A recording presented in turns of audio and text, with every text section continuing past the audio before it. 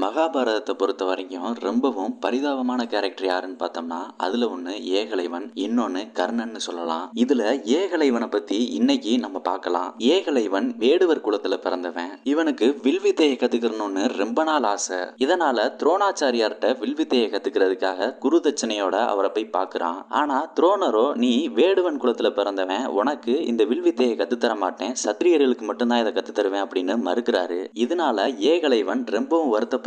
இருந்தாலும் மனசை தளர விடாத ஏகலைவன் தன்னோட இருப்பிடத்துக்கு வந்து துரோணாச்சாரியார் மாதிரியே ஒரு சிலையை செய்யறான். அந்த சிலையையே தன்னோட குருவா நினைச்சு தினமும் வில்வித்தைய தானே கத்துக்கிறான். இந்த ஏகலைவன்ட்ட குரு பக்தியும் ஆர்வமும் ரொம்பவே இருந்ததுனால வில்வித்தையிலையும் போர்க்கலையிலையும் திறமையானவனா வெகு சீக்கிரமாவே உருவாகுறான். இந்த நிலையில துரோணர்கிட்ட பயிற்சி பெற்றுக்கிட்டு இருந்த பாண்டவர்களும் கௌரவர்களும் காட்டுக்குள்ள வர்றாங்க. துரோணரை பொறுத்த வரைக்கும் இந்த வில்வித்தையில சிறந்தவன் அப்படின்னா அது அர்ஜுனன் மட்டும்தான். இதனாலதான் அர்ஜுனனை